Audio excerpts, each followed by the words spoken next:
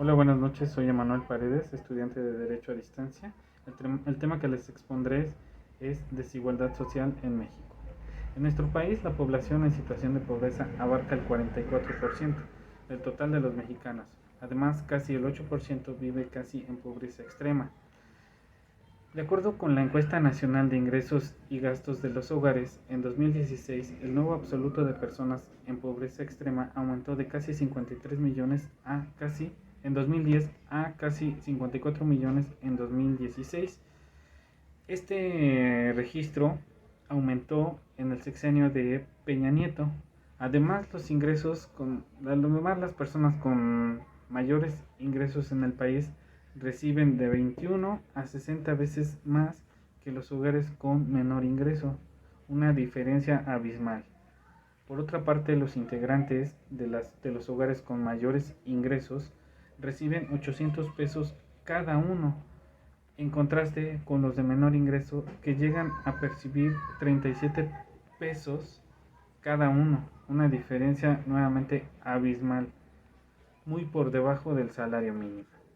La encuesta nacional de gastos en los hogares también indicó que del 100% de la población, el 30% de los mexicanos con mayores ingresos concentran el 63% de la riqueza de los gastos corrientes del país. El 70% de la población restante eh, se distribuye el 37% de los ingresos del gasto corriente total. De hecho, el 80% de las riquezas está en manos solo del 10% de la población mexicana. Además, la desigualdad en México es un tema territorial. De acuerdo con la encuesta o la medición multidimensional de la Coneval, solamente en algunos municipios, por ejemplo en Nuevo León, en Baja California Sur, en Baja California Norte y en Sinaloa, aumentó el nivel de vida de las personas, en contraste con, en contraste con los estados históricamente más pobres. Aumentaron sus porcentajes de pobreza al respecto. Los datos del Coneval sitúan al coeficiente de Gini en punto 488, donde 0 es cero desigualdad y 1 desigualdad máxima. Los datos muestran que México se encuentra profundamente polarizado en la distribución de la riqueza. Existe una desigualdad económica que empodera a las familias más ricas del país, pero aniquila el acceso a una calidad de vida digna del resto de la población. Es urgente que la política social se enfoque en la distribución de la riqueza en México. La sociología, la economía, la antropología y la psicología social, y en términos generales el conjunto de disciplinas que se agrupan bajo la denominación de ciencias sociales, confrontan numerosas dificultades cuando encaran los problemas ligados a la desigualdad, la pobreza y la exclusión. Remitiremos hacia atrás de la historia para darle un contexto a esta problemática. Quizá el México colonial nos parezca muy remoto, pero aún con todo, cuanto hemos cambiado desde entonces, las similitudes con el actual resultan sorprendentes. Somos un espejo que siempre está reflejando las mismas formas de proceder. La independencia no atenuó de la desigualdad que caracterizó la colonia. A pesar de los grandes avances en materia política y jurídica, ni aun durante el periodo juarista se tuvieron avances importantes en términos de una mejor distribución de la riqueza y del ingreso. La concentración de la riqueza continuó y del ingreso que prevaleció durante la colonia continuó durante los primeros 100 años de vida independiente. Incluso creció la desigualdad. En poco mejoraron las condiciones generales de existencia de la mayoría de la población. Precisamente esta situación produciría las condiciones para que estallara la revolución de 1910, pero tal y como pasó en la independencia, sucedió en la revolución. Las luchas las inician quienes tienen afán de justicia y las terminan quienes buscan afrontar y perpetuar el sistema de privilegios.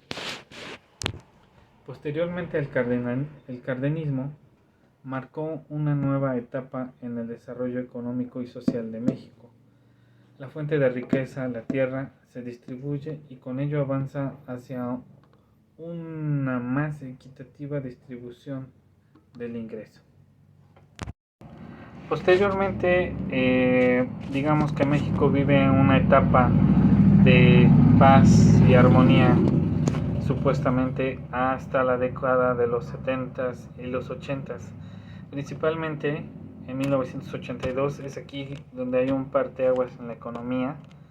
Se implementa el modelo neoliberal en México, en la que se le denomina la revolución de los ricos.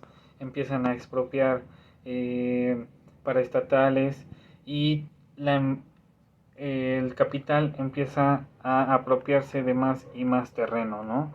Aquí es donde la desigualdad ya es terrible y sigue hasta nuestros días, ¿no?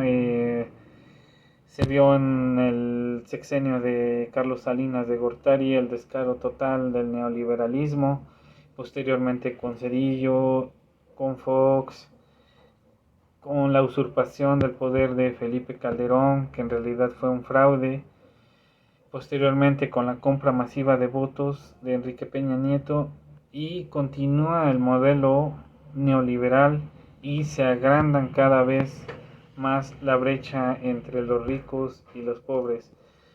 De hecho, se piensa que la clase social media va a desaparecer y solamente habrá pues los ricos, que ya es tan trivial el dicho, se hacen más ricos y el pobre se hace más pobre. No es sino hasta el periodo de nuevas elecciones en el 2018, cuando viene una etapa donde ya la sociedad mexicana se encuentra ya tan desgastada y tan desilusionada que votan por un cambio.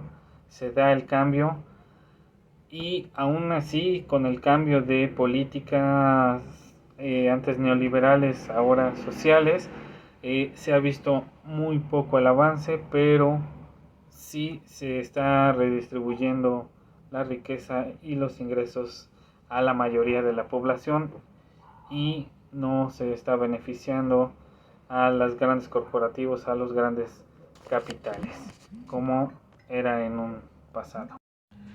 Por ello, el cambio de modelo económico a favor del crecimiento y la distribución más equitativa de la riqueza y del ingreso precisa de la conjunción de diversas fuerzas políticas, partidos y organizaciones de masas capaces de llevar adelante tal propósito. Esa sería una solución que, bueno, pues de cierta manera se está dando. Muchas gracias por su atención.